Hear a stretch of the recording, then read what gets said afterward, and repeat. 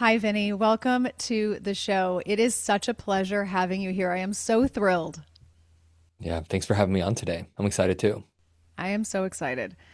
As we were kind of chatting, well, first of all, I want to say I am I'm beyond humbled because I followed you for so long. I followed your work. I have, read up on some of the things that you teach, or I should say a lot of the things that you teach and all of the knowledge that you have. But as I was sharing with you before we hit record, this is such a highly personal topic for me. And I know some of the listeners are aware of that. And so I know that throughout this discussion, there's going to be a lot of probably nodding coming from my end and a lot of things that Yeah. I just really resonate with me. And so, but I am really excited at the same time, and as I was sharing with you, I'm definitely walking a path and I have, this journey that I've been on. And despite sometimes the things that run around in our heads, it is not a requirement, as I was sharing with you, for me to have it all figured out in order to host such an amazing teacher and person as yourself, and to host such a lovely conversation that we're going to be able to share with people. So again, I am so thrilled. Just thank you, thank you, thank you for being here. Yeah, it's a pleasure. Yeah. So this conversation is definitely going to, I think, go beyond what we all sort of want. If we have pain or if we're in any sort of predicament, where there's some long suffering going on or even some acute suffering, it goes so far beyond just fixing pain. It's about really understanding what the body has learned to do in efforts to adapt and survive. And I think that that's so critical because we're not really skilled, like off the bat, in understanding the body. At least most of us, we've kind of been mentally trained from a young age to sort of look at the body and think of the body a certain way. And so I think like what we're about to unpack is going to be so helpful for so many people. And before we do that, I would love for you to give us sort of your origin story. Like why are you here? I feel it's very important. You have such a story. So why are Yeah. you here? What led you to this place? And just, why are you helping so many people through their journey now?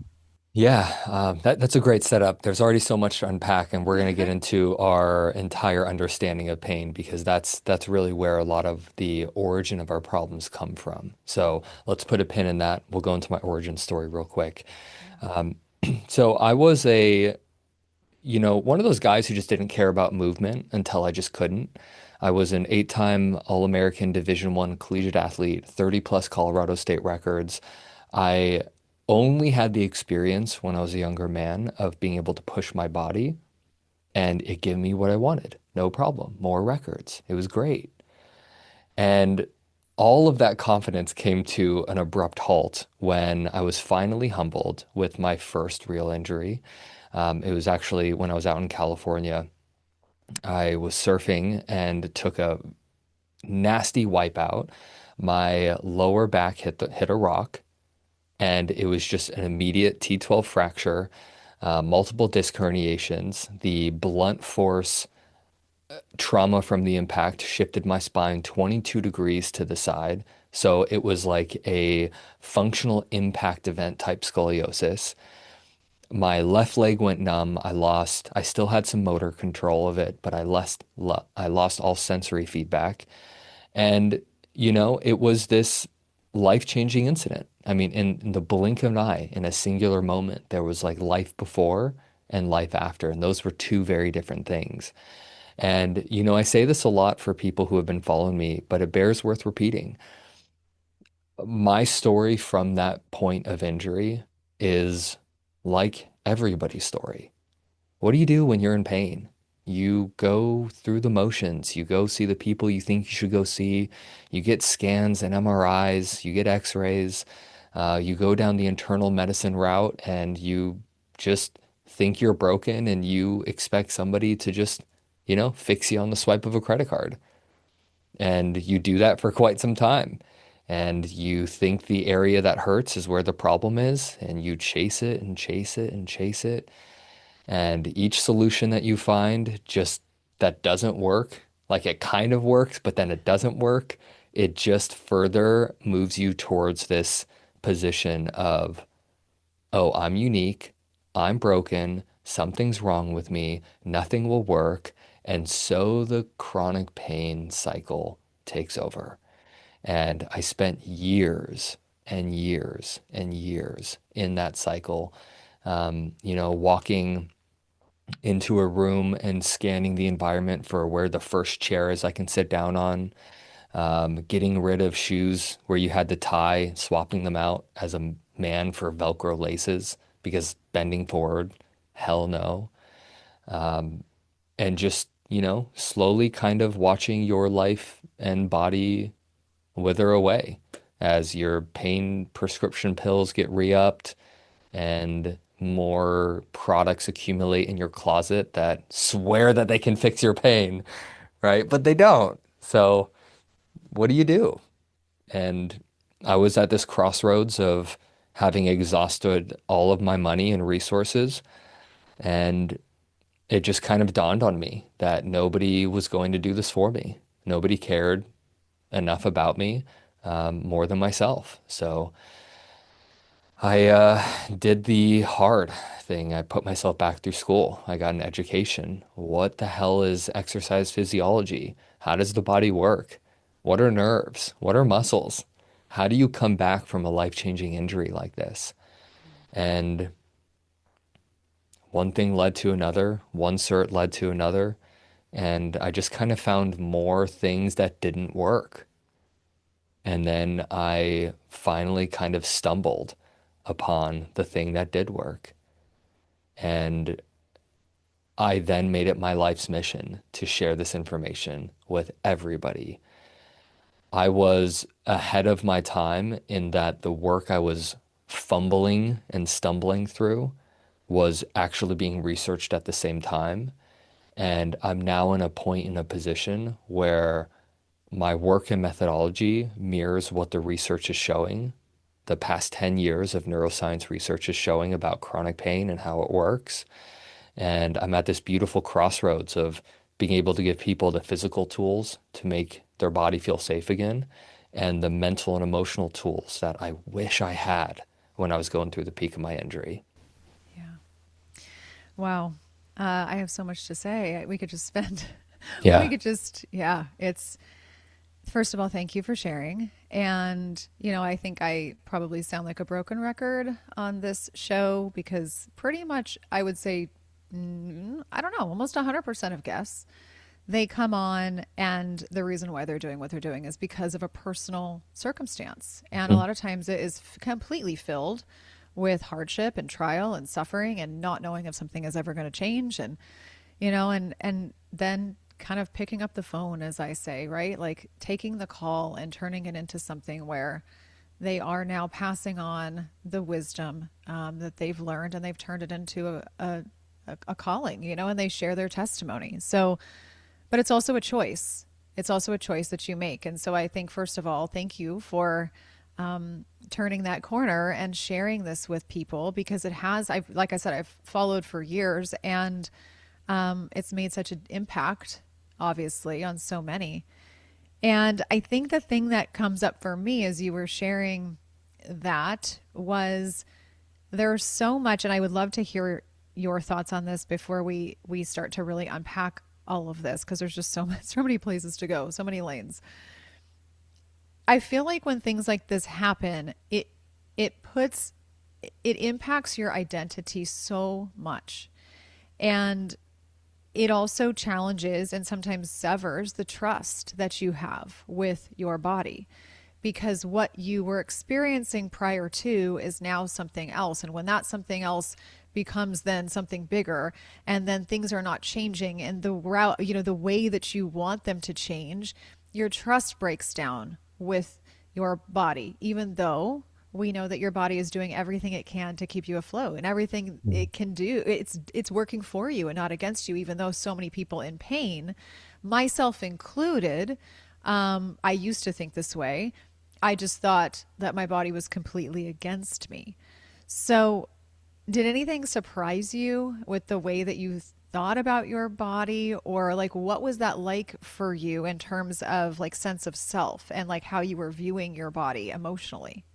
Yeah, it's a great question. So I had the MRIs, I had the X-rays.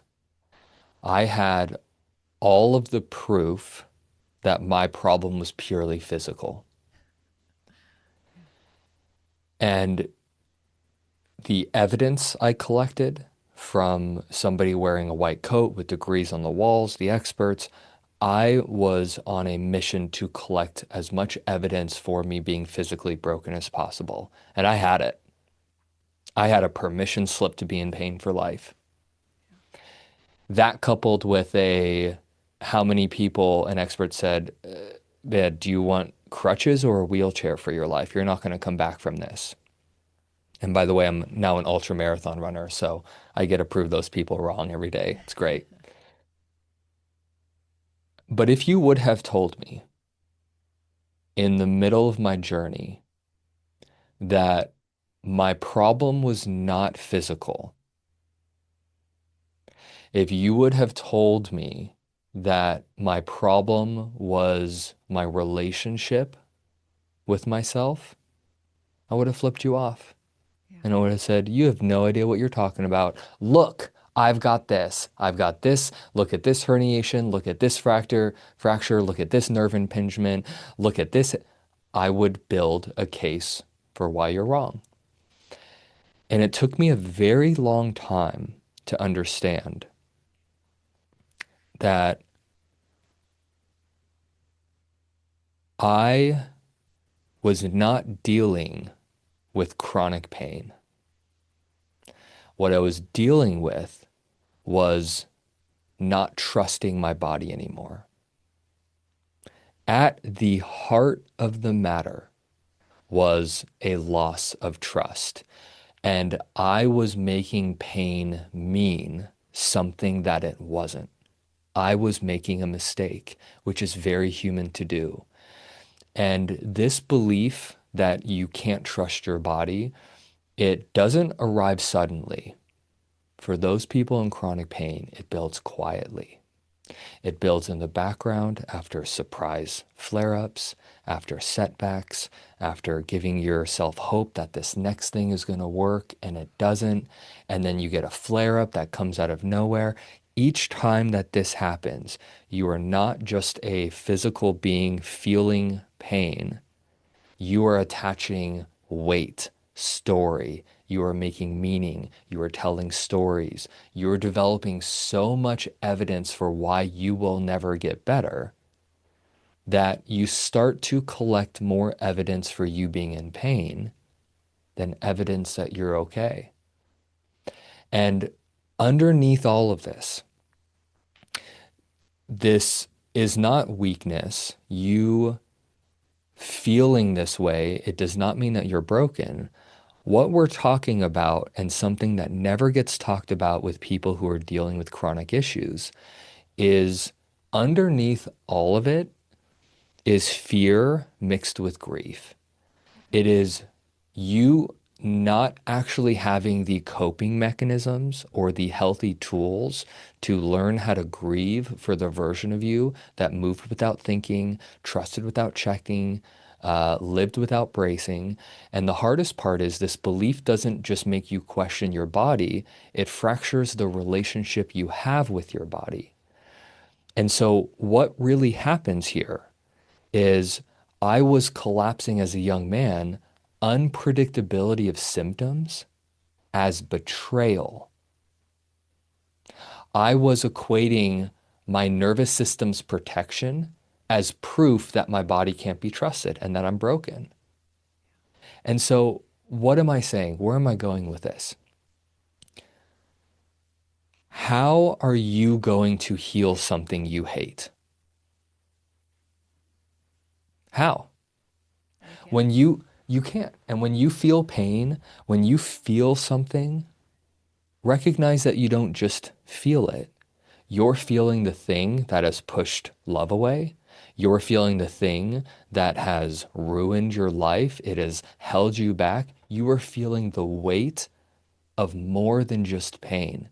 And if you as a human being don't understand how your brain has conflated pain with something way bigger and deeper, that's why it's not changing.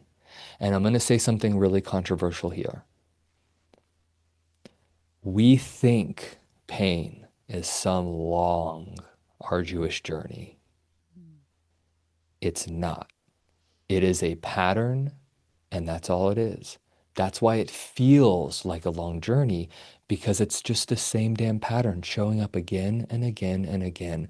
And until we meaningfully learned how to disrupt that pattern, we can throw all the gimmicks, all the exercises, we can throw all of the tools all day long. It's why they sometimes work, but never work long term, because we are not dealing with the root of what's really going on with our nervous system. Yeah. Wow. I felt so much shift for me just now listening to that, listening to you. Yeah. That was articulated so beautifully too. And as you know now, and as I'm sure some people can imagine, it's really so interesting for me to be sitting on the other end of this, right? And absorbing this because I am literally living it, right? I'm literally living in the space of, but here's the weirdest part, knowing the knowledge and application is a totally different thing. Hmm. And that sometimes can bring on an interesting uprooting of almost shame for me, because it's like, how could you be in this space where you have all of the knowledge and you speak to people on a regular basis and you see the content and you take it in and you absorb it, but still, right, there's this stuckness. And I I couldn't agree more with you on all of it, and I don't push it away. I actually like, I'm sitting here just, I mean, if I could nod myself into the computer at this point, I probably would, right? Because Yeah. I'm just going like, my head is bobbing up and down. But I understand it on levels that I can't even articulate in words. Hmm. And I've lived that exact scenario.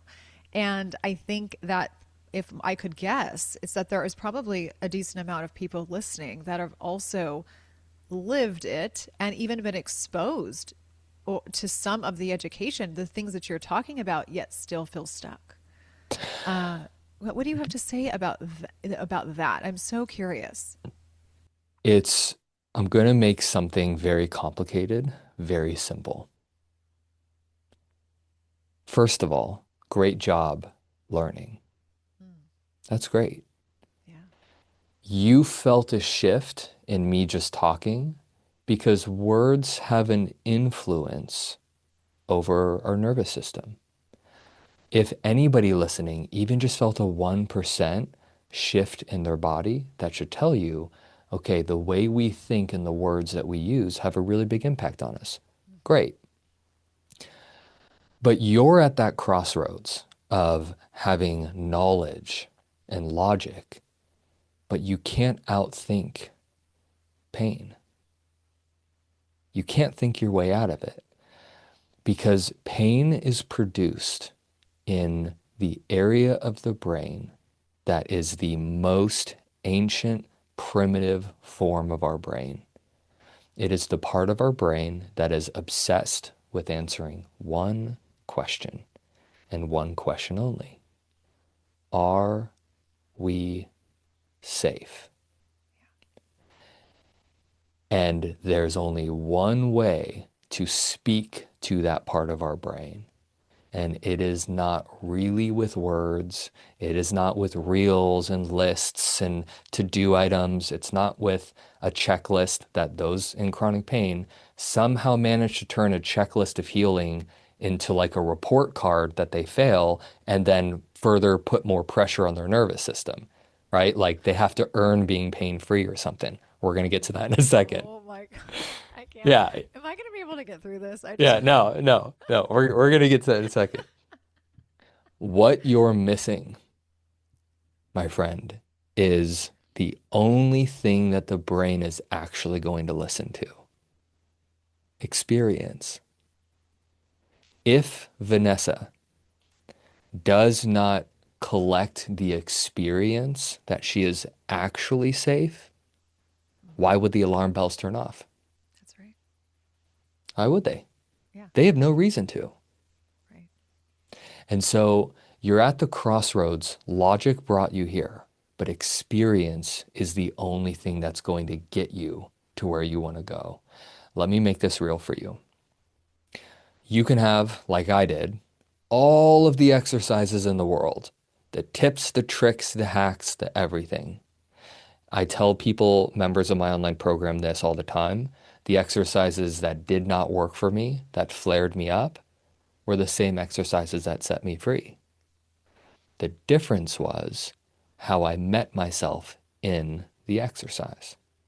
Yeah. So we're going to, if you so willingly volunteer, Oh, let's sure. use you as an example here.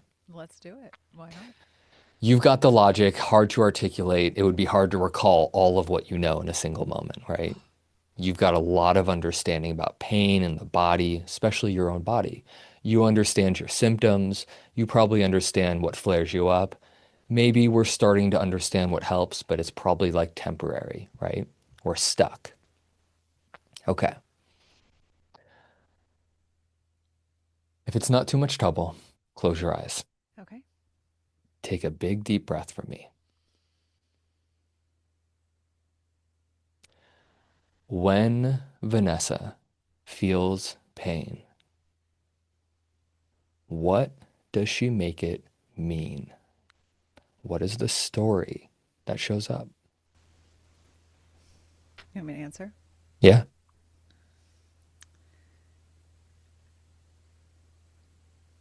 Um, Grief Hmm. and that the maybe the worthiness of getting well is just not in my future. Okay. Great. Does that make sense? Beautiful. Great job with that. Okay. I really had to like gather it because I didn't want to say something that, you know, was not necessarily true. Yeah. Great. So, what we have here is a woman who knows a lot, but at the moment she feels a sensation, notice how, and this isn't judgment, notice how your response was nothing. It's just a sensation. I don't make it mean anything. Notice the grief that immediately shows up and notice the worthiness of getting well. It is not in your future. So let me meet you on a very human level first. Okay. This belief that you shared, it does not meet you like a thought does. It arrives as quiet grief. It shows up when you've done the work, you've done the appointments, the exercises, the mindset shifts, and the pain still visits you. It shows up when you probably see other people move on and heal and return to their lives, and yet you're still negotiating with your body. It shows up late at night when the question isn't, what else can I try? But it shows up as more of, what if this is just meant for me? Yeah. And underneath this story is not laziness or negativity. It's the grief that you just shared. It's grief of effort without certainty, the grief of hoping carefully so you don't get hurt again, Hmm. right? Even if you and I were to work together, you'd probably still be hoping carefully because you don't want to be let down by me again. Absolutely. Absolutely. 100%. Yes. Mhm. And it's the grief of wondering whether healing is something you have to earn, whether you, Vanessa, are deserving of being pain-free or not, and whether or not you somehow have just failed the test of life. Hmm. Good. And quietly, painfully, might I add, this belief starts to change how you relate to your body. Pain stops being something that your system is doing and starts feeling like a verdict about who Vanessa is. You are collapsing, healing with worth. Mm. You are equating continued pain with personal disqualification. So let's name this clearly. You are collapsing outcome with deserving. You are collapsing timing with worthiness. You are collapsing a nervous system that hasn't settled yet with a future that's already been decided. Mm. Pain becomes Vanessa's proof,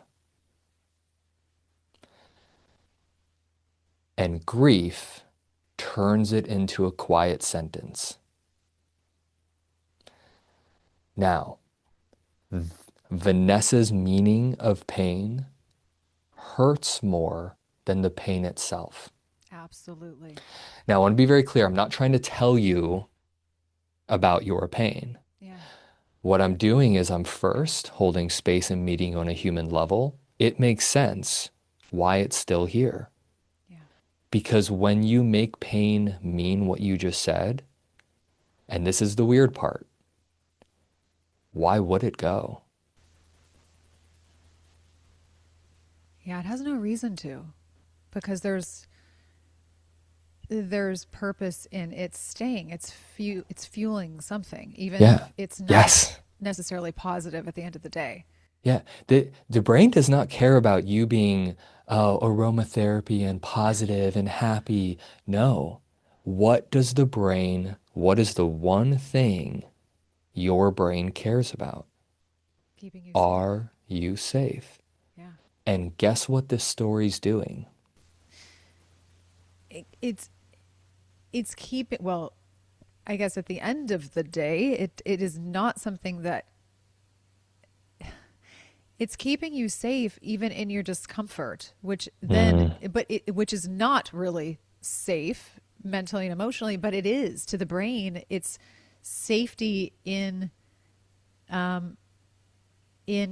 discomfort. That's the only way I can describe it. Am I tracking? you are tracking because the brain does not care if you're comfortable or not. It cares if you're safe. Safe. Yeah. Have you ever made a mistake in your life? Oh, countless times. Yeah. Is it entirely possible that your brain is making a mistake, rehearsing the pain out of some wires crossed thing that it's actually protecting you? Absolutely. I think the word that comes to my mind, which is probably all over my notes that I'm not even looking at, is adaptation. It's adapting. Hmm. And it's not, it's not like, it's just, this is how the brain is designed. It's not that the brain is like, oh, I'm going to make a mistake now, but it's like, it's just doing whatever it's doing based on the information that I'm giving it or that we're giving it. Yeah. Right. So let me ask you two questions. Okay. Um, Vanessa, for you, what would be great about being pain-free?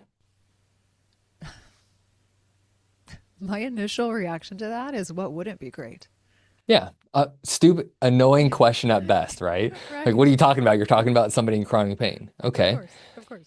Take 5 seconds of silence before you answer this next one. Okay. What would be hard about being pain-free? What would be difficult? I have thought about this and I think I've even written about it. And what comes to my mind first is that who would I be without this insane challenge? So you're telling me you would have to change as a person? That's terrifying. Right. Guess what's easier? Staying the same, staying in discomfort because at least it's safe, which Because is, it's known, it's because it's known. Exactly. Because it's it's rehearsed. known. Yeah. It's something that's comfortable. You're comfortable in discomfort. Mhm. Yeah. We see this all the time. If you ever grow up in the city and there's cars honking and people yelling profanities, it's crazy. Those people sleep like a baby in that. And then you move them out to the country and it's quiet. It's uncomfortable. What do those people do? They turn on white noise. How many people play cityscapes to fall asleep to?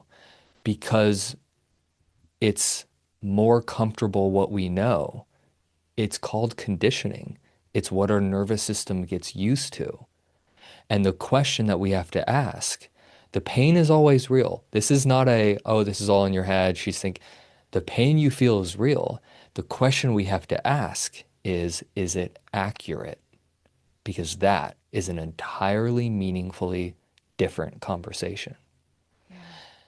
And before we go off on some long rabbit hole, I've opened a thread and I want to close it. Please, please. Here is probably what's missing.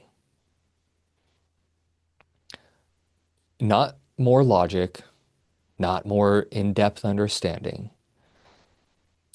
What Vanessa might actually need is a tool for when she feels something, well, then what?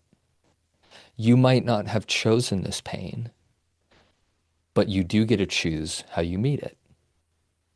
So the question becomes not how do I fix pain? How do I get out of it? The question becomes how do I actually learn how to meet it differently? Right. And in meeting it differently, we can actually have space for it to actually change if that's what we want. Yeah. Yeah.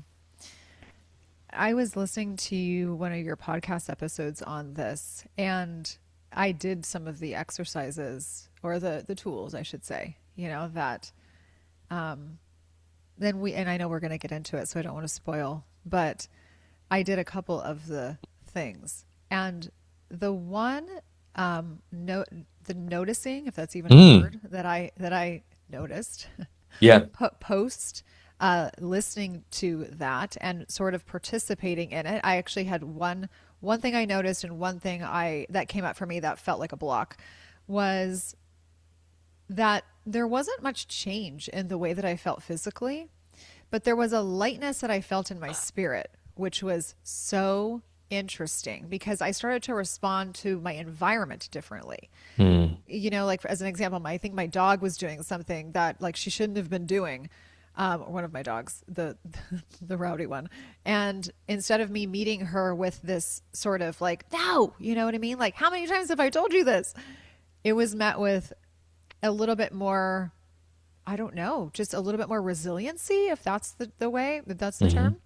And Yeah. then, I don't, again, I don't want to like spoil it too much because I know that you're going to touch on these things. But then I thought to myself, gosh, some of those things are hard because I have an interesting, or I should say a little bit, there's a challenge for me in visualizing. I'm somebody who has a really hard time with a mind's eye, like Mm, visualizing things with the mind's eye. hmm And there's actually a term for that. There's a real term for that. And I don't know if I fit into that category or if it's just my nervous system. But I thought to myself, oh, I think I might need to start with maybe a tool or two that doesn't have a visual component to it because it's so difficult for me to tap into. And again, we'll get into that. But yeah, I I find it to be so interesting too how even if you're given the tools, it's really like making the conscious decision, uh, which I would love your input on, in following through with those tools. Yeah. Because that's tough for people who are in pain because they just want to throw their hands up in the air. Yeah. It's very easy to throw your hands up in the air. And the trap, the challenge is what we know, fear and expectation amplify pain. We know this. This is heavily studied now at this point. What we know is that curiosity and safety relaxes pain. We're talking the neural circuitry in the mind. One of the most challenging things when people come to me at the start is the managing the expectation trap. And it kind of, I think, sneakily showed up on your end of doing something. And then what did we do? We immediately assessed Mm, physical. Is it better? Is it worse? Is it the same? Did it change? totally.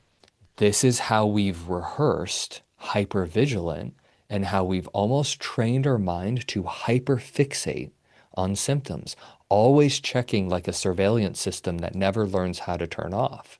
That's what we need to learn how to dismantle. And the hardest part about that is that, my friend, is a skill. Yeah. It is a skill to be able to come to this work and grow your capacity and detach yourself from outcomes. And that's one of the biggest challenges because pain is the greatest outcome we want to change. And when it's blaring, you'll do anything to get it to stop instead of the tools that help you relax the expectation you have around it. Yeah, that's And so good. it's why I say that this is a skill. This is a gift I'm giving people. It's a tool. I would be so confused. I've heard of people using it and it radically helping them from day one and on. I don't get those people. Those people weren't me. Definitely not me. Like, must be nice, you know? Right, right. What I give people are tools and skills that it takes practice to actually understand how to use. Yeah. And when we eventually learn how to use these in a way with no expectation, and we can collect evidence of safety and we bring curiosity to it, we start noticing the amount of power that we actually have over the sensations in our body. Yeah. Wow. So well said. I think that there's a level of exhaustion that sometimes stops people, myself included, from pushing past that point because I think that these tools, uh, they're actually incredibly simple at their core. They're very, very simple tasks to do. But I think that there's a level of probably burnout, like I said, exhaustion, and the brain's ability to just wrap back into that loop and say, "Here we go again," and instead of interrupting it, it's like, yeah. Because I even think about myself, like, okay, right now you should, right? I'm going to use should in quotes. You should take a step, do something that would help the situation, like, use a tool, take a few breaths, do some breathing, whatever it is, right? And then I have the thought, or I've had the thought, and I know other people. I mean, I've heard it from other people as well. And then it's like, all right, you know what? No, I'm just gonna keep going. I'm just gonna, and then what happens is that then it's like there's more checking in and there's more hypervigilance and there's more this and there's more that. And then you just continue through. And so I really see that with myself, how again, it's like you said, like good job on arriving to the knowledge. But putting it into play sometimes is so difficult when there's so much exhaustion and fatigue, mental and emotional fatigue that is also there. The challenge is really like pushing past that point, like you said. And I think a lot of people that you're probably referring to when they first come, if they grow in awareness of these truths, these facts, it's still difficult to like put the actual action into play. Hmm. And what if we were to introduce into this conversation that exhaustion is your brain's mechanism so you don't change? Oh, I entirely believe that because then it would be uncomfortable, right? Hmm. Yeah, that's a great, yeah, I cannot tell you how many times. I mean, it is just the story of almost everybody. yeah. I give them the tool. It works. It helps. And then the person doesn't use the tool. They quit my program. They go spend tens of thousands of dollars on all these other things and then finally get back after years of exhaustion. And I give them the same tool and they stick with it. And they work through the self-sabotaging mechanisms. They work through the ability of, hey, you know what? It's okay to be tired. It's okay to be exhausted. I understand why you're exhausted. You're tired of fighting the same thing. You've turned pain into a tug of war game. Of course you're exhausted. Well, guess what? You're allowed to be exhausted and you're allowed to be fatigued and you are allowed to use this as a mechanism to prevent yourself from having more letdown. That's allowed here in my world. And we are going to continue because you know what your brain's really good at? It's really good at giving up. Yeah. And I mean that with love. Yeah. It's really good just before we change. What happens? We have cravings. Anybody on any diet will tell you they start meal prep and they do good. And what happens? Cravings out of nowhere strike. Why So is true. this? Because change is hard. And when you do not have a healthy support system around you that is able to not call you out or blame you when you get exhausted and don't want to use the tools, but is capable of saying that exhaustion is the weaker version of yourself fighting for itself. That's it right there. Let's just name it today. Let's not do anything. Let's give yourself the permission to rest. Let's lame it. Let's actually just get really good right now in this moment saying, oh yeah, there's the exhaustion from trying Yeah. and not fix it. And not go, well, turn healing into some like gauntlet of willpower that we are like grading ourselves on our performance and judging ourselves if we listen to it or not. You know what? You don't need to solve this right now. You are. Rest is not giving up. You are allowed to rest. You are allowed to pause. You are allowed to take the entire day off if that's what you choose. And healing doesn't come from trying harder. It comes from letting your system feel safe enough to give you this moment to stop trying.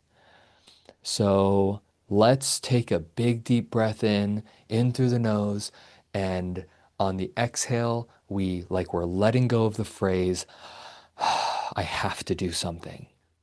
You don't. And give your body that.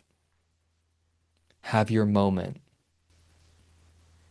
Just hearing that feels like a that there's like some sort of physical release, right? Like almost like a dropping of the shoulders. And while you were just speaking, I would be remiss if I did not share this. And this is not easy for me to say. Okay, so I'm gonna say it because gosh, I just pray that, I pray that people resonate with what I'm about to share because and I might have mentioned a little bit of this to you off air. But when you were speaking just now, the thing that came up for me was this, which matches exactly what you're saying. How long did I say I've been following you for? Years, right? Yeah, Years. yours. I get your newsletter. I watch your reels. Now you've started your show. I listen to your podcasts and all that, right? Like I have, like you said, I have learned. I have learned, and from others too, right? Like there are other people doing similar things.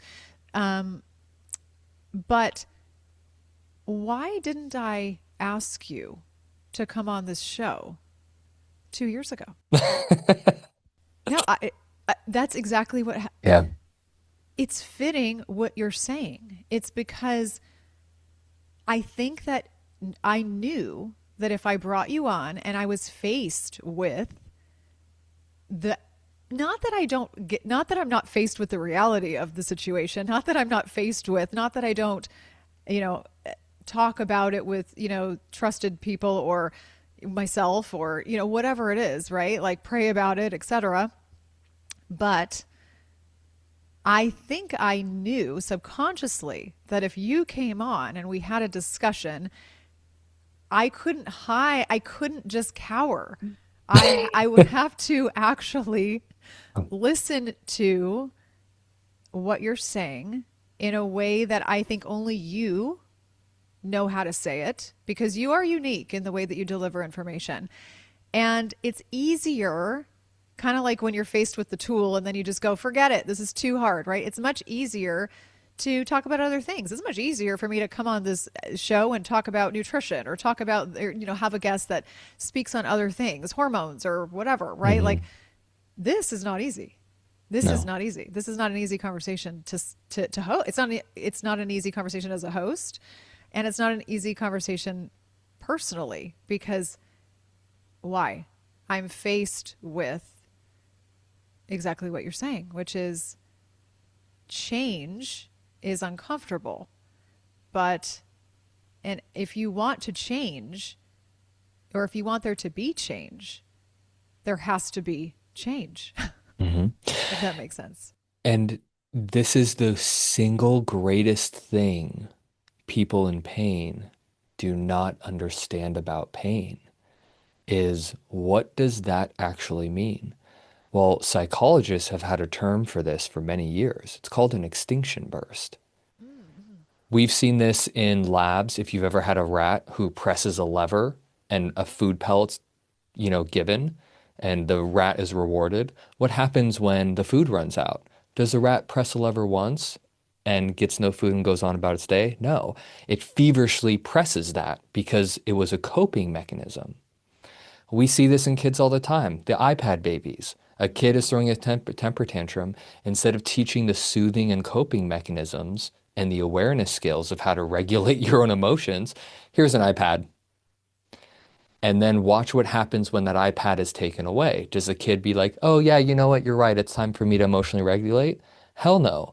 There's an extinction burst of behavior. The behavior gets louder and scarier. The kid throws even more of a behavioral temper tantrum to get what it wants. The same thing is true with pain. These are most often what flare-ups are. When you start doing the right things, the behavior is starting to change, and what does the brain not do well with?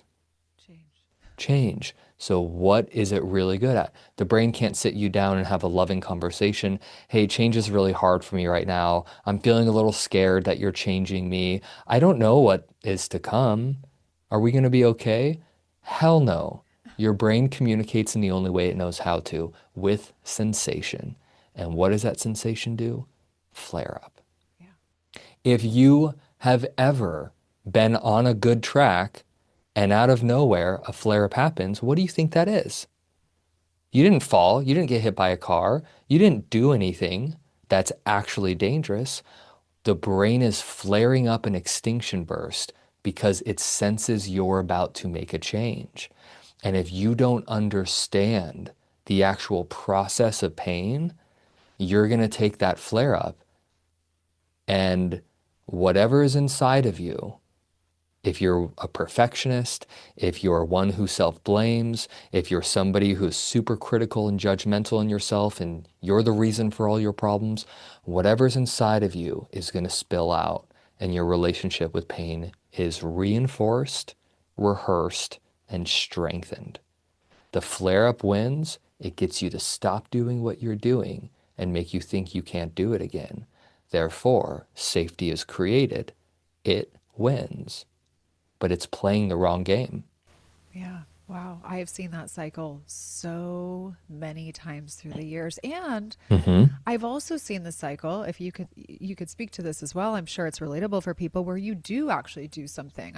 I did something not too long ago that, where I hit myself on the bed. Like I was going down to help one of my dogs in the middle of the night and my body has changed a lot, like also structurally, posturally, structurally, muscle wasting. So I don't have, I'm thinner than I used to, always been small, but thinner than I used to be. And I hit one of my sits bone. I hit it on the edge of the bed when I went to like in some weird angle, go down and help my dog as she was getting sick. And so I actually did do something, but it's interesting because I feel like the response to that in the following days was created largely because of my brain's perception and also past patterns. And so, what probably would have been something that was minor or something that like took a couple days to go away for person A, for me, person B, is now in a 4-week flare, right? hmm So, Yeah. yeah, what do you have to say about that when someone actually does do something and then that also turns into something bigger because of the pattern, the past pattern? Yeah. So there's three categories that we have to talk about. Okay. Category number one is you do something like normal, right? Let's say you go to a workout, you go kick your body's butt, and all of a sudden you're noticing, man, you're a lot more sore, stiff, and tight. There is the bucket of a normal physiological response, right? When you're doing a lot of activity, blood and fluid rush to the area. That creates more blood, oxygen, and nutrient delivery. If you don't cool down properly, or if you just overwork the body, this is what leads to fluid putting pressure on nerves, which gives us that soreness feeling. You know you're in this bucket if movement tends to help because you're fluid management, right? If you're sore and you go for a walk, you're probably going to be less sore by the end of that walk. If you're sore and sit down and go watch the movies, it's hard as hell getting up because the fluid pressure is what's creating that flare up response. That's very normal. Everybody deals with that. The next bucket is an actual injury. And this is very easy. There's an exact like event that you can point to. For you, it was an impact. You hit your body on something. It's accompanied by redness, swelling, discoloration. You immediately know what happened. You probably want to grab it, rub it, soothe it. It immediately impacts the way you move. That's an acute injury. Here's the really fascinating thing about acute injuries. You can create damage in that moment, and of course, the body's got to go through its healing mechanism. Tissue reliably heals. We know this, like predictably, not just for some people. We know skin heals at this rate, 2 to 4 weeks. We know, depending on the bone, it could take 6 to 12 weeks. We know discs take a few months. We know all of these different structures heal at different rates. There is a window of healing that a tissue must go through. So let's say you did get an acute injury and you actually hurt yourself. This is a real example. If I cut my skin, that's an actual injury. The event, I point to it, it hurts. For the first day or two, maybe 3 days, hurts like hell, right? You ever take a shower when you got like a steam burn from cooking? Oh my God, it's the The worst. worst. The worst. But after a couple days, what happens? The pain actually subsides, even though the tissue is still damaged. We know skin takes 2 to 4 weeks to heal. Anybody who's cut their skin hurts like hell in the first few days, but the pain quickly drops as while the tissue is still damaged. So in most acute injuries, we have actually a very small window. It's not the full healing time. It's a very small window where pain is very high and then it starts to subside because pain is a protective mechanism.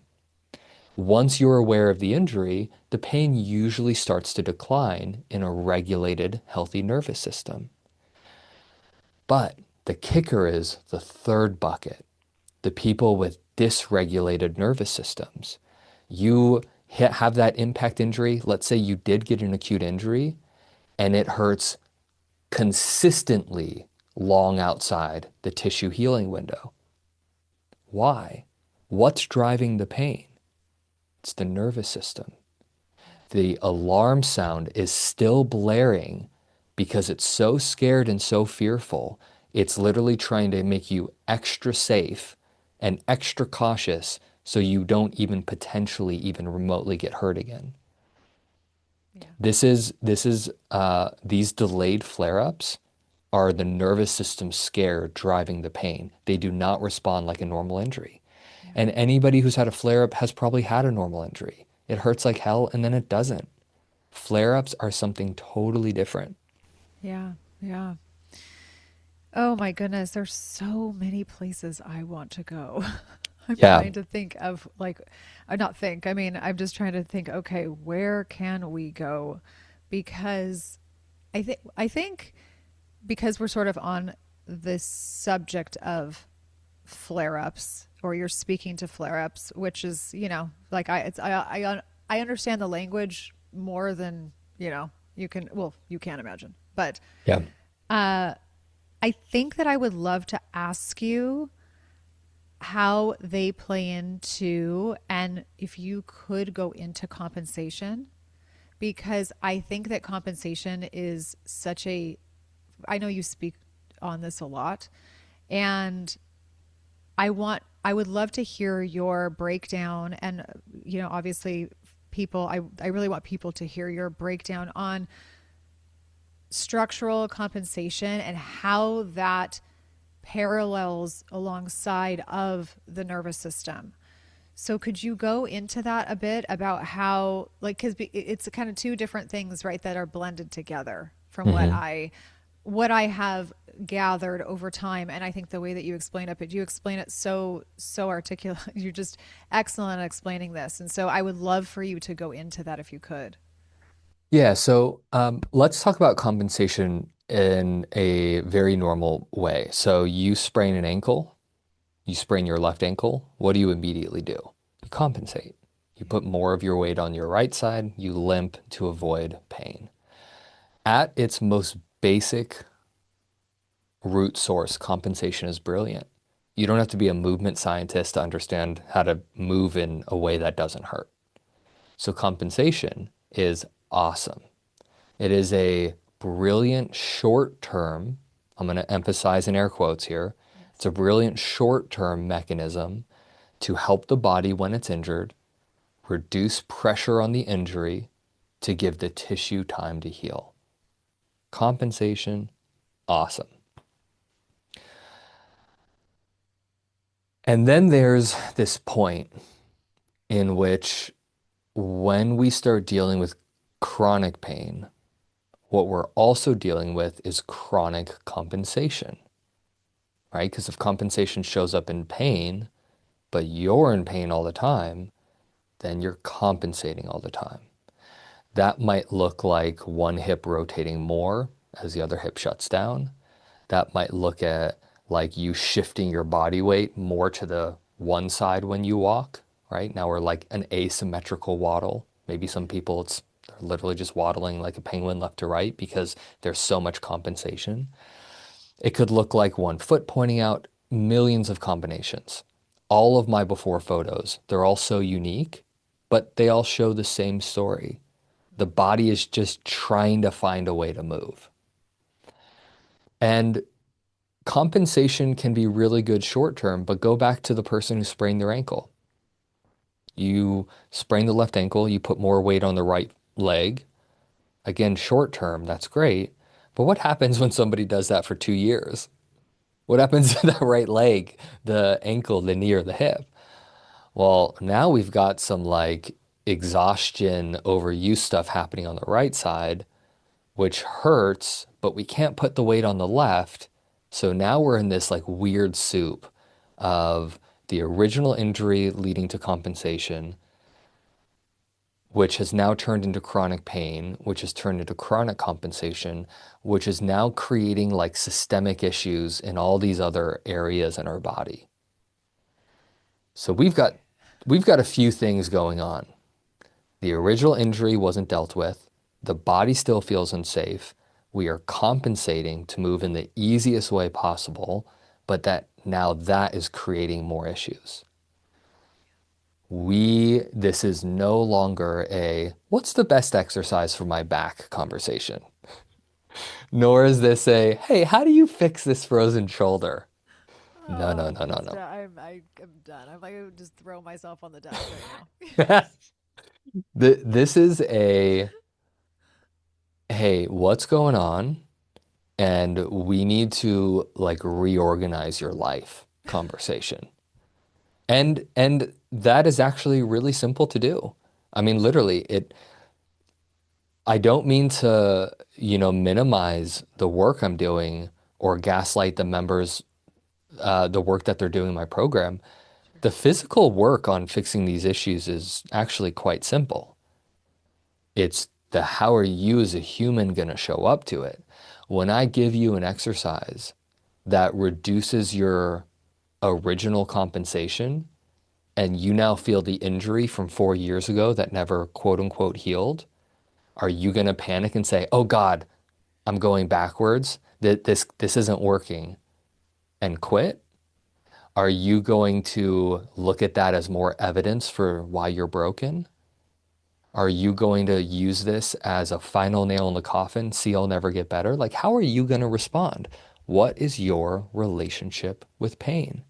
Yeah. It all comes back to that because if it's not a good one, that's going to be exposed very quick. Yeah.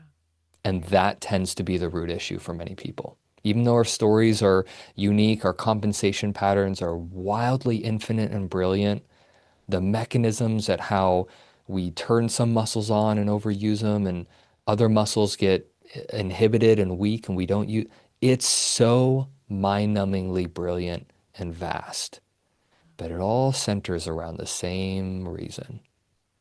We no longer trust our body, we no longer feel safe in it, and we don't even know where to start. That's it.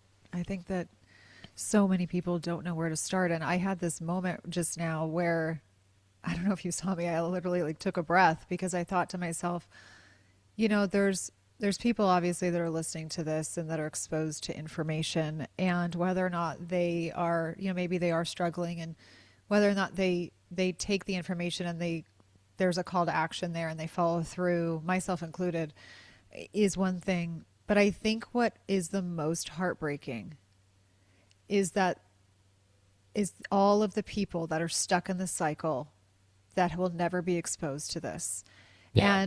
and that are stuck in the loop and in like the conventional paradigm.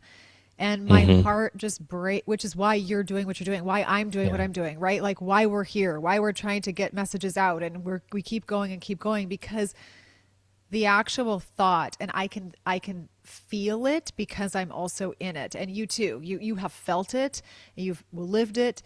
I can feel the actual anguish of thinking about these people, these hundreds to millions of people who are just in this stuck system, having no other outside perspective other than the conventional thought that goes along with these things. And I think it's changing. Thank God. I think it's Yeah. changing due to people like yourself. But it there's grief for me almost that comes up when I think about like how devastating it is that this is not common knowledge, that Yeah. this is not something that we as a collective know, and that we have been conditioned and programmed to think one thing. And it's not to say that, like, there's, I mean, research has changed, but there's also a very big system overhead, right, that keeps a lot of people stuck, which is the conventional medical paradigm and things like that, because, you know, it's, well, people and healthy people don't make money. And so I think a No. lot of people are in that, or stuck in that. Mhm. Go ahead. I- if we zoom out for a second, we will very quickly and easily see that we were all raised to believe that pain and imaging go hand in hand. Yes. Yes. That if you hurt, something must be wrong and that a scan will show it. And when a well-meaning but authoritative doctor points to your scan and says things like, here's what's wrong with you, that story doesn't just land, it sticks in all of us. And not only does it stick, but it becomes the framework that we begin to live inside.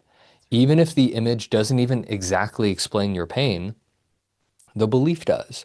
And once you believe that you're broken, everything starts moving through that lens. Every sensation you feel, every twinge, oh God, you're literally replaying the story in the MRI or the event or the injury that happened.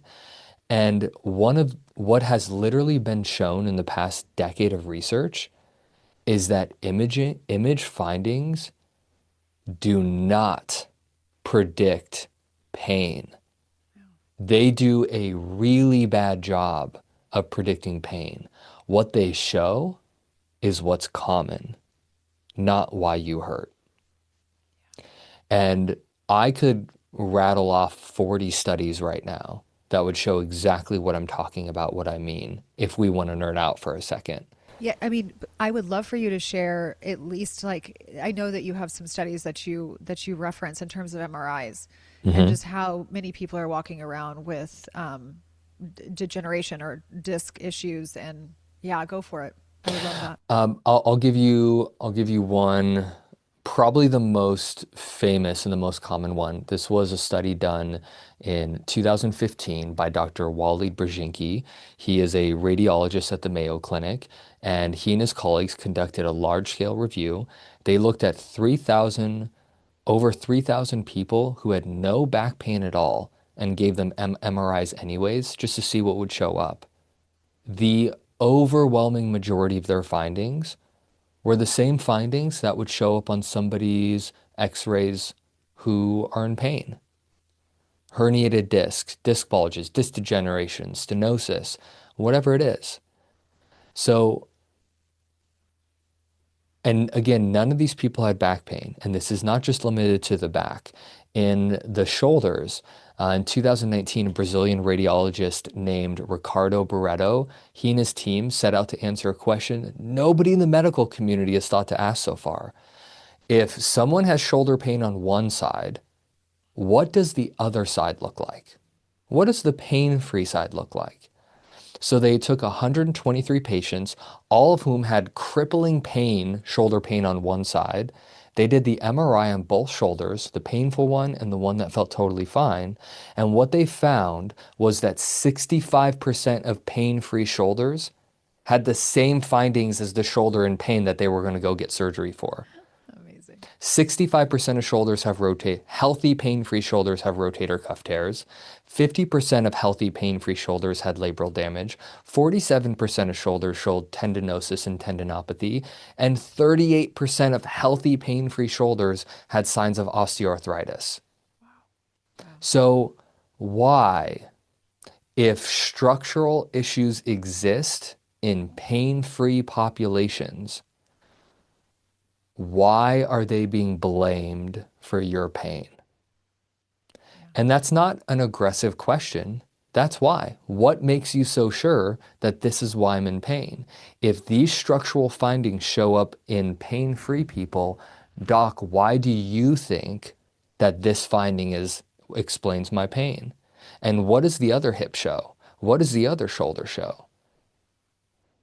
And where we get to is this place. And I think it was 2006. Let me see if I can look up in my notes. Yeah. Um,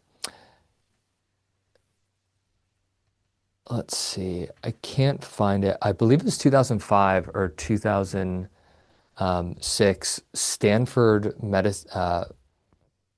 The School of Medicine at Stanford conducted a study that found 40% of doctors prescribe prescriptions for things that have very weak evidence because the doctors felt pressure.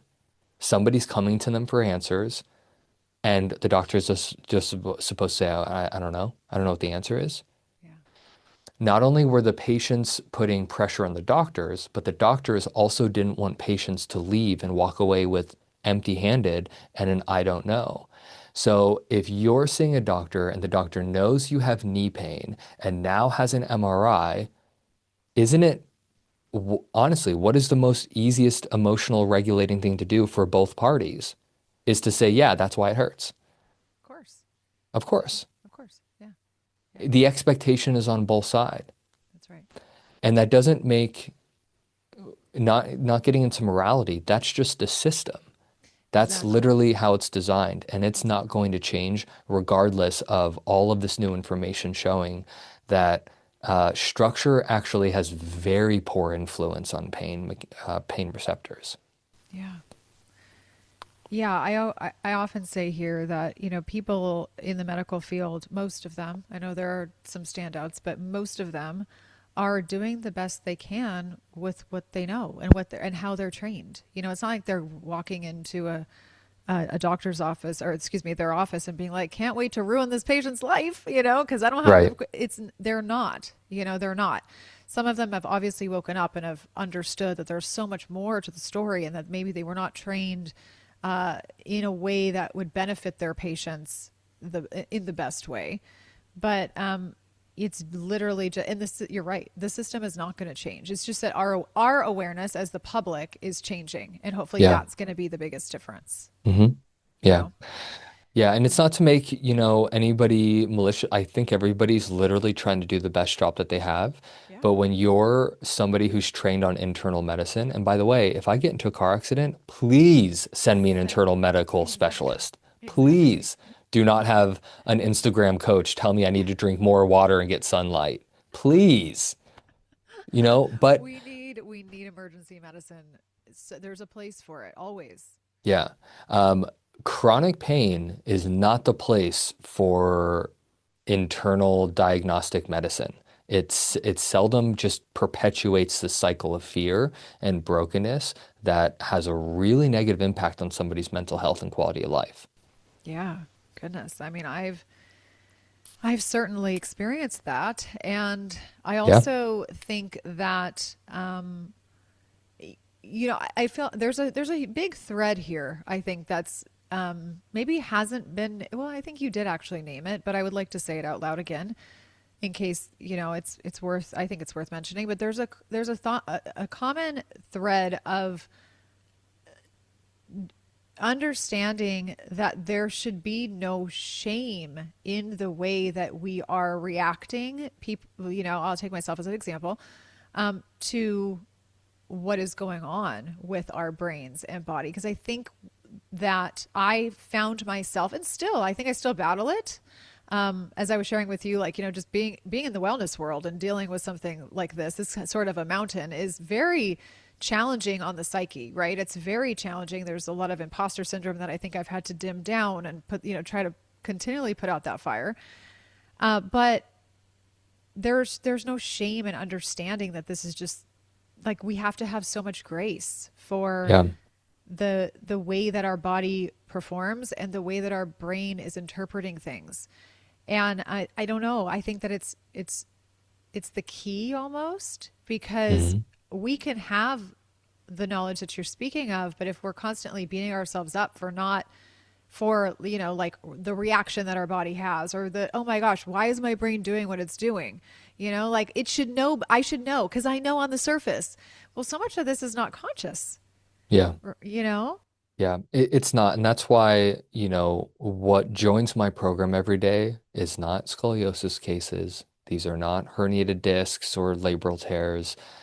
It's people who have mastered self-blame. It is people who are anxious and fearful, who have lost trust in their body. The common denominator is not the condition or the diagnosis. It's what's going on in between your head Yeah. and how is that showing up when it comes time to move? What are the stories? They're all the same. Your story might be a little different, but it's all the same story of when I speak about my body, it's through a lack of trust and disempowerment. I'm speaking frailness into existence. You just said it. I was literally going to say what came up for me as you were speaking just now was the word fragility.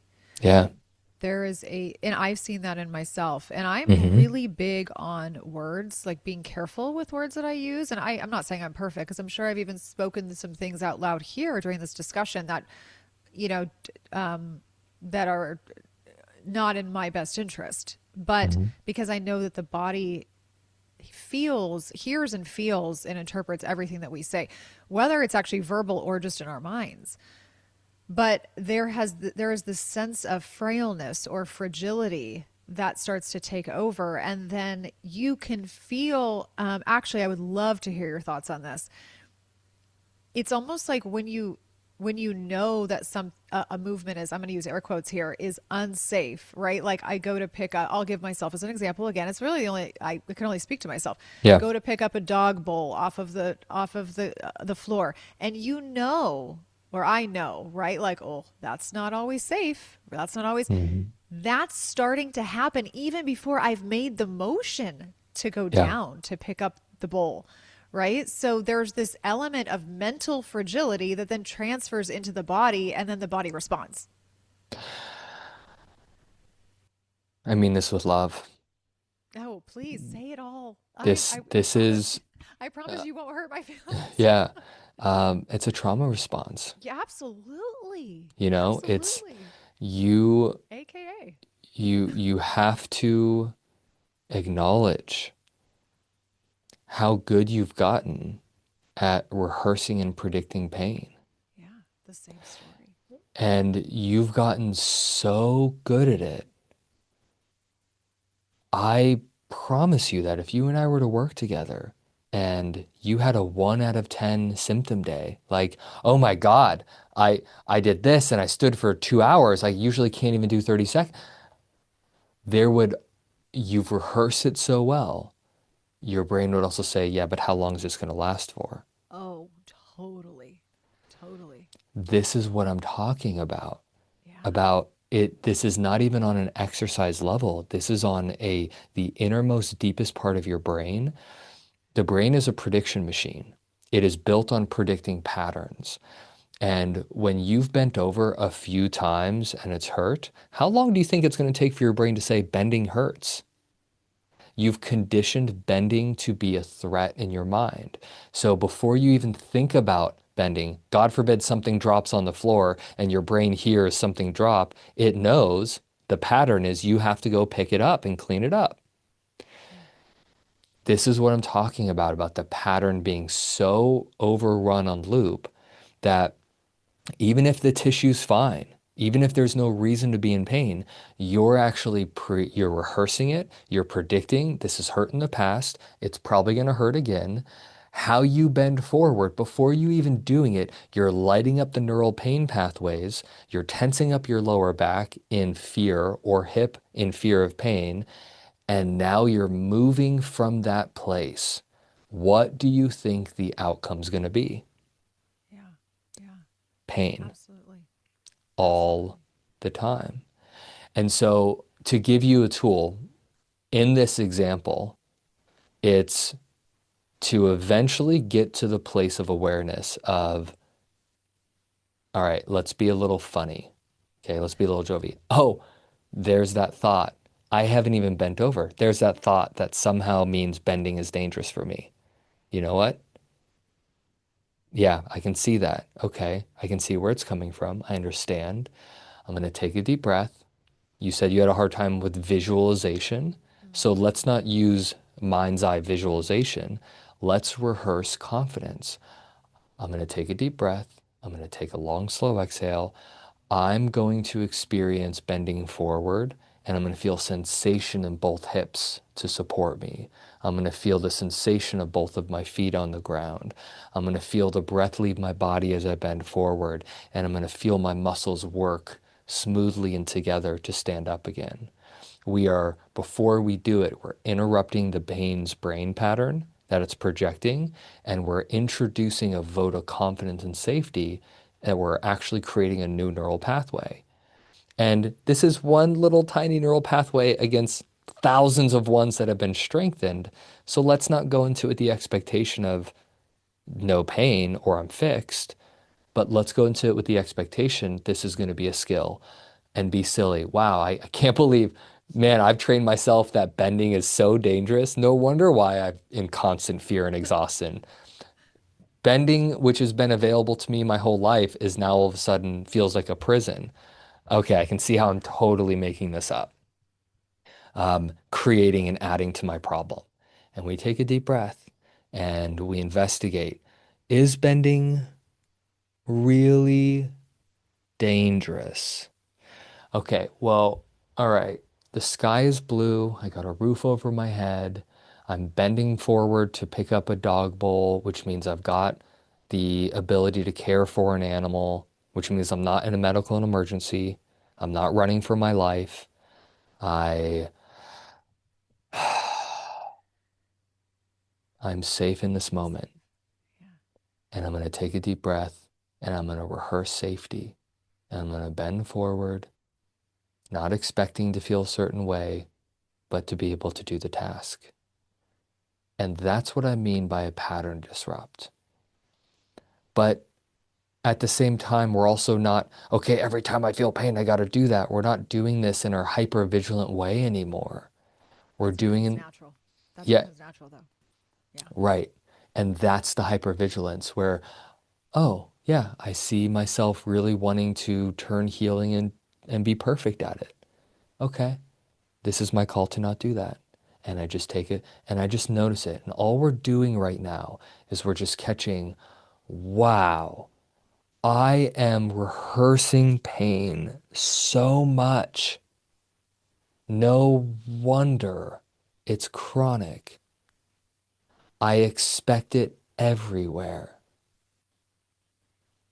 That's step one, is what are you doing to continually rehearse it? Yeah. We cannot change a pattern we can't name. I think about all myself included I as well. Although I might not consciously think it all the time, but I think about all of those who have shared their stories with me in the last, 4 or 5 years on social media and in real life. And the common thought or thread is when they wake up, well, what am I going to be faced with today? And I think that even if it's not a conscious thing, in the background, we have these patterns of, I got to do this again. And it's this unspoken expectation that you're just going to be in it again and doing it again. And the reality is you kind of are, because you're stuck in a pattern and you're stuck in a loop. So then that reinforces the fact that the next day is just going to be the same and the same and the same and the same. But it starts from the moment that you wake up, Hmm. because you have to quote unquote face the day. And this can also be seen, by the way, not just in it is pain, a different form of pain, but you also hear and see this with chronic illness. It's the same, right? And I'm not minimizing, because I've been down the road. But it's like we get stuck in, oh my gosh, it's more of this, and here I am again. And so, do you have something for people that they can do? And I think that that might be where we turn at this point in the episode too, is maybe a couple little call to actions for those that just feel like from the very first eye opening moment of their day, they're already in the pattern. It's not just like, oh, there's the dog bowl. That's probably going to send me in some pain. Or, oh, I got to walk down the street now and I'm probably going to be, feeling really weak in 6 minutes or 7 minutes. It's actually like, boom, I'm awake and here we go. Yeah. This is one of the telltale signs, and this is not meant to diagnose anybody. This is just having an open conversation about it. Of This is course. one of the telltale signs that this is a neuroplastic pain symptom. Yeah. If you break your leg, that leg is broken, right? It's broken the same as it was at 8 o'clock in the morning, as it is at noon, as it is at 5 o'clock that day. That broken leg doesn't change, but neuroplastic pain does. Some people notice the morning is the worst. Some people it's lunch. Some people it's evenings. The first thing we have to do is question it, not interrogate. It's very important. Mm. Question with curiosity. My back is that bad. Why is it worse in the morning? Why are there some times in the day I don't even notice it? What's going on? Why isn't it consistent?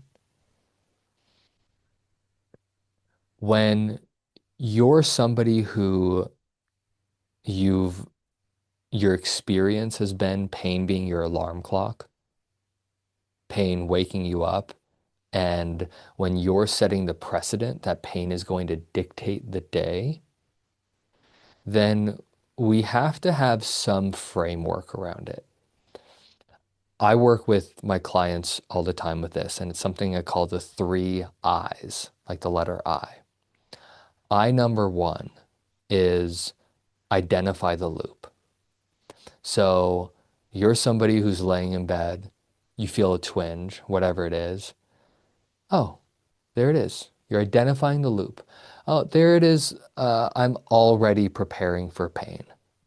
Oh, yeah, this is the part where I assume my body will let me down before it has even had a chance to put my feet on the ground. And again, we're identifying it. We're not judging the loop. We're identifying it because this doesn't come from drama. It comes from your experience. And it trains your nervous system.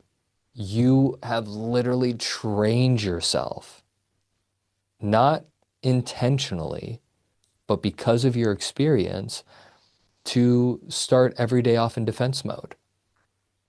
You are not listening to your body. You're listening to what pain used to mean. So what do we have to do? We have to, step two, the second eye, interpret the signal. And we ask gently, okay,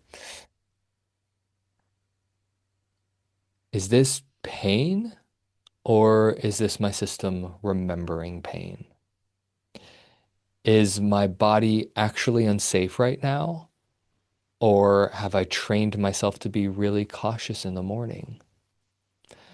Am I feeling sensation or fear of sensation? Morning pain is not proof that you're stuck. It's often a sign that your system is transitioning from stillness to movement and checking for danger before you do so. The sensation is real, but the meaning may be long outdated. Because what do we know? We know tissue reliably heals. And if you're still in a flare for weeks, if you hurt your back 6 years ago and it still hurts every morning, your nervous system is using outdated information to keep you safe. So, what do? The third eye. We have to invite safety back in. You do not need to convince yourself of anything, that you feel amazing when you don't. You don't need to minimize yourself, nor do you need to gaslight yourself. That's way too big of a leap. And it's just as effective as telling somebody to calm down in the middle of an argument. It never works. Never works. No. Instead, offer your system something a little bit more true and a little bit more safe. Maybe I do not know how this day is going to go, and that's okay.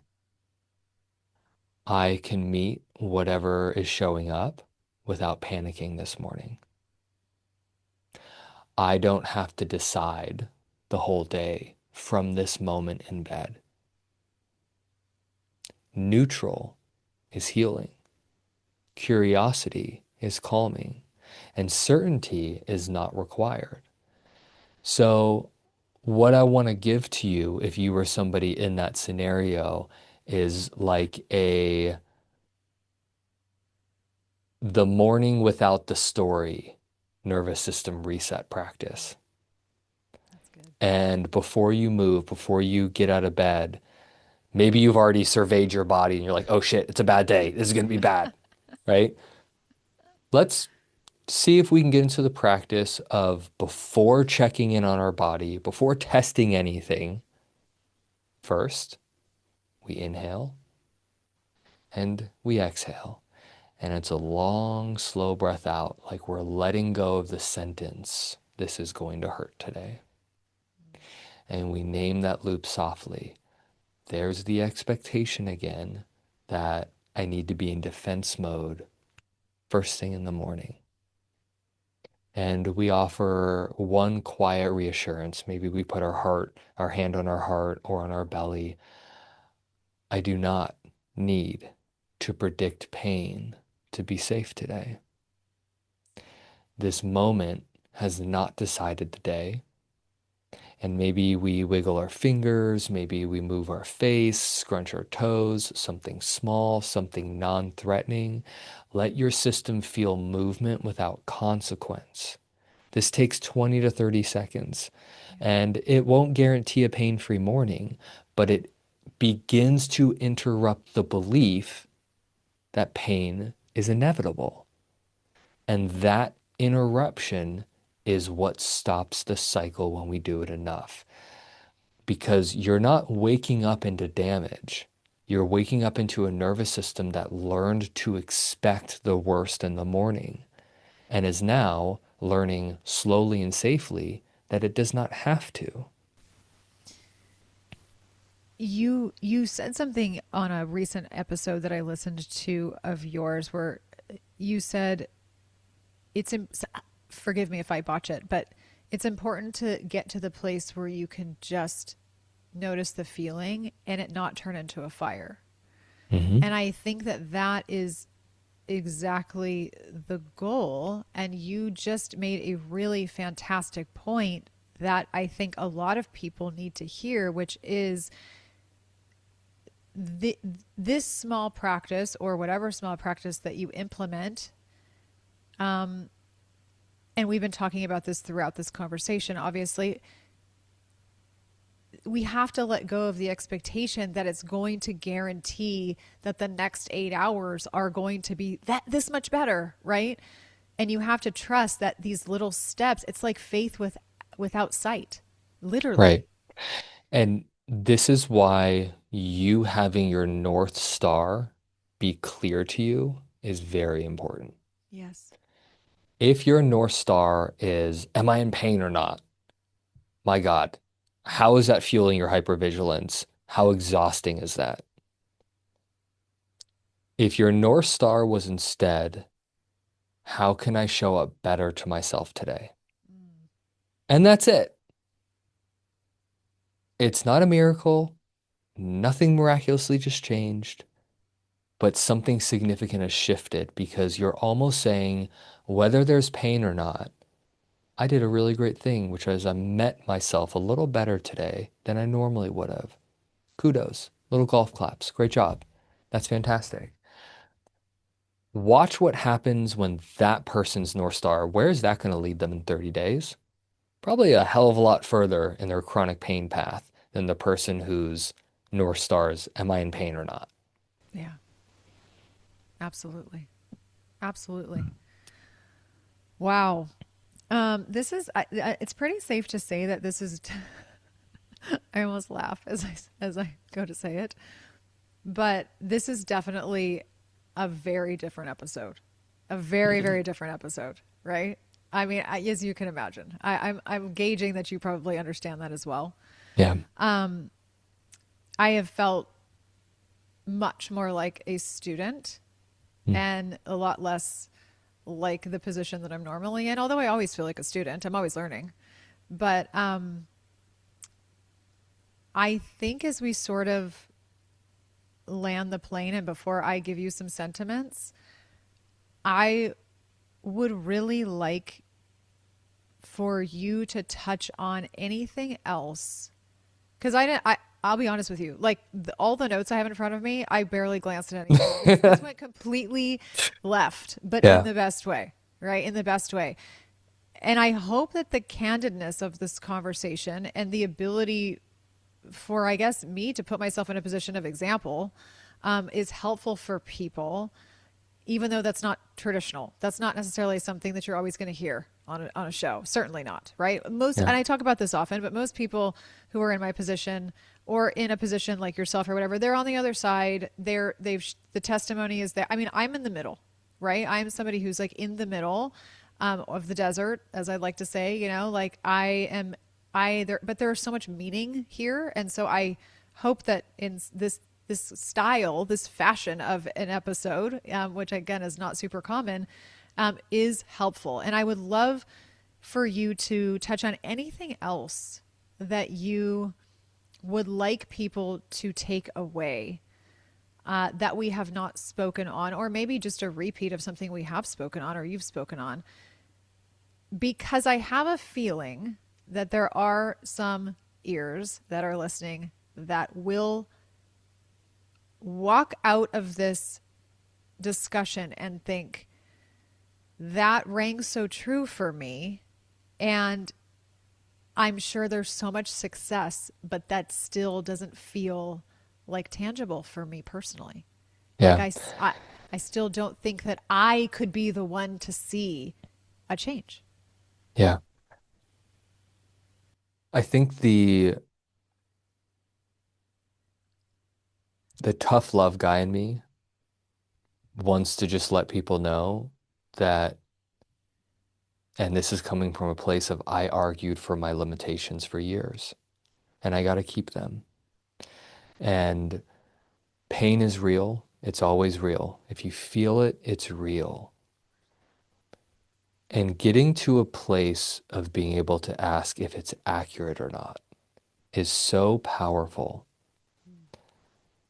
I don't know what you're going through. And I always look at it like hearing aids. You know, if you and I are having a calm conversation, but you've got a broken hearing aid and it's like a 10 out of 10 volume and it's turning a calm conversation into a yelling match, that's what it's like to live with a dysregulated nervous system. Absolutely. Maybe you do have a structural or a chronic condition that really is with you. The goal is to not fight it. The goal is to calibrate those hearing aids so you're hearing only what's really there, which is sensation. And you're not amplifying the sensation with story and grief and meaning and identity. Maybe that gives you a 10% reduction in symptoms, Mm. maybe 20. You do not have to have a 100% reduction in symptoms to go do all of the things that you love doing. You do not have to be pain free to have a high quality of life. Maybe 10% is the difference between you being intimate with a partner again or not. Mm. Maybe 10% is enough for you to go write the book or become an artist or do whatever you wanted to do again. We're not looking for radical black and white. That's how we like to think if we have a chronic pain brain, right? Am I in pain or am I not? We don't like nuance. The gray has left us. The Ah. color has left us. We want black or white. We don't have to have we don't have to be perfectly balanced in perfect posture to be pain free. We just have to be a little better. And little better is only available if you believe you can have a little bit better of a life. And my parting message to you is, you know, we will go through many different seasons of life, some as a teacher, some as a student. Maybe we're wearing both those hats. It doesn't work well when we wear both those hats. It's either one or the other. And it sounds like you've tried to be a teacher with your pain. And it now might be time to be the student. What can I learn? What can I listen? How can I grow from this? How am I meeting pain as a student, not as a teacher trying to direct and control, but as a student, like, where am I? A healthy stock of what's showing up, what is the story, where's the identity, where's the meaning? How has pain actually been helpful for me? Mm. And am I ready and willing to change that? What would that even look like? What would that version of a woman be? How would she feel and think and move through the world? And only when that version is more compelling than the version now, where the real student emerge and the teacher will one day come. Wow. That might be one of the most profound things that anyone's ever said to me Mhm. in terms of like, you've been a teacher for so long, and I think it's time that maybe that switches Yeah. into being more of a student and that being okay. That being okay. And it's so bizarre that this I guess I get my own visuals, right? As much as I can't visualize things, I sometimes get feelings. And I think about like I almost picture like an I don't even know if this is going to make sense to you, but like an octopus with all these tentacles and Hmm. these tentacles and it's like all these different hats, you know, and like how things have served in so many different ways. And here I am teaching this, and here I am showing up in this way, and here I am showing up in the. But like, what about the center? Hmm. Yeah. Where are you? Yeah, yeah, it exactly. I mean, I'm rarely at a loss for words, but where, and I say that to others listening too. You know, where are you? Hmm. Where are you? I mean, it's really something to stew on in a way that I guess, again, reflective and not judgmental, because that judgmental reflection is going to put you into a shame spiral, and that's not the goal here. You know, the No. goal is to just be reflective. Yeah, and what person in the world handles shame in great ways? We don't. So Don't. why would we expect our nervous system, when we create shame ourselves, why would we expect performance out of it? Yeah. Yeah, absolutely. Absolutely. And I think the hardest part about being in chronic pain, because I understand the fatigue. I get the burnout. It's so real. I get the guarded hope because you don't want to be hurt again by investing your heart into something. I get it.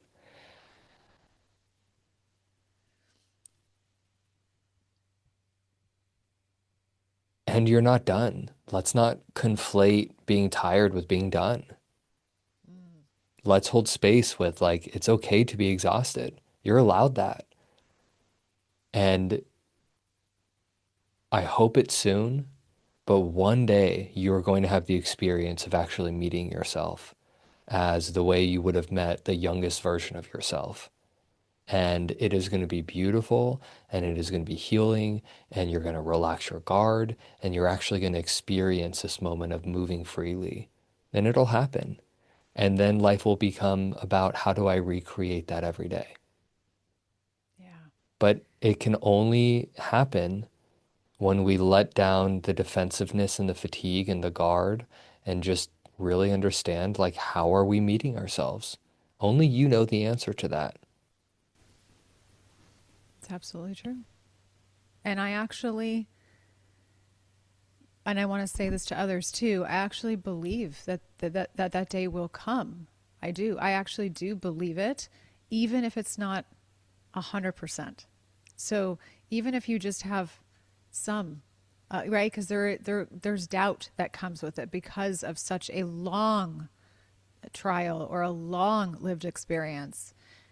But there is a part of me, absolutely, that could almost feel like a joy and a peace listening, hearing that, like there will be a day. I mean, there is like this faith there, right? That it will happen and it will come. Hmm? And I pray that other people, you know, have even a small percentage of that too, if they are also struggling or if they are also in a situation where they have felt like, you know, I think this is it. Like I think Yeah. there's not a lot of hope left, you know? Yeah. It'll be very Yeah. dark when you're there. Yeah, absolutely. But it's not dark where I am because if anybody, for those of you that are, Right. for those of Right. you that are actually watching the show, we'll just tell listeners because the majority of this audience does listen, which is actually my benefit today.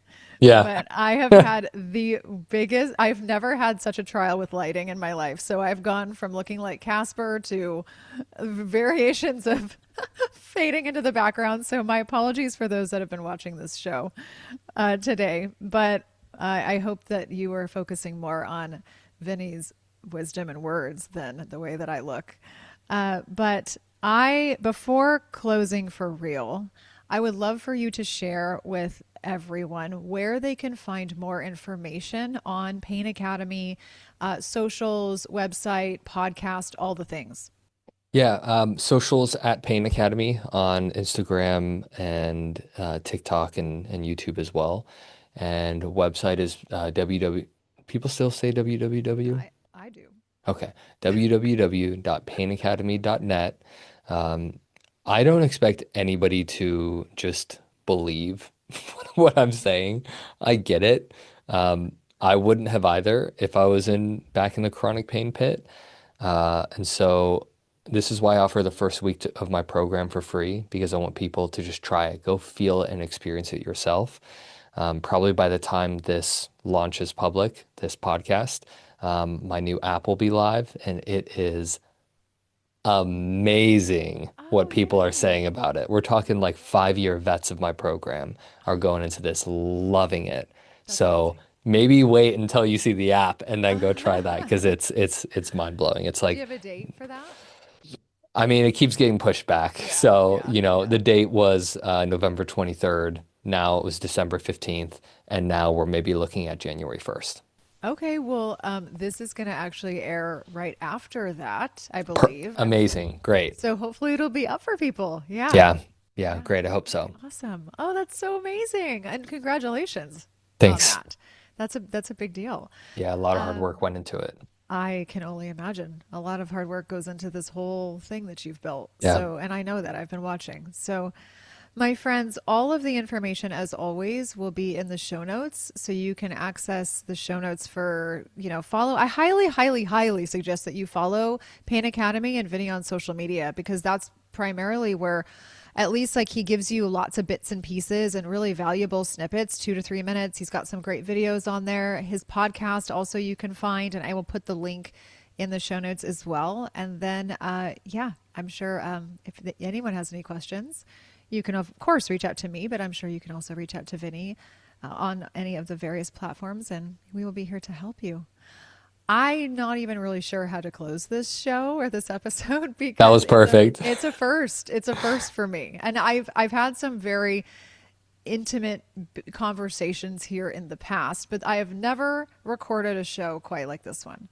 And so, down to the way I look on top of it all, right? Did you like how it just lit up? Yeah, Right? it literally just flared It out. literally just flared out. Yeah, it's great. But on a serious note, um, a thank you. Hmm. A thank you, number one, for coming on, for being willing to come on and share and, and just really open up a conversation that I think so many people need to hear. In all the different stages of listeners, right? Where they're at, or maybe it's not them. Maybe it is someone that they love and care for, that they're Yeah. watching suffer. I know that this conversation has shifted something for me. At some points in the discussion, it was almost hard for me to hold back emotion that was coming up. I am surprised that I did it. I don't even know how that happened, but to be I think honest, you've learned to control things I really well over there. I think I have. I think I Yeah. have. Yeah. But I think that I just have an immense amount of gratitude for how this developed, because it was not in my plan for the conversation to unravel in the way that it did. But I'm so glad that it did.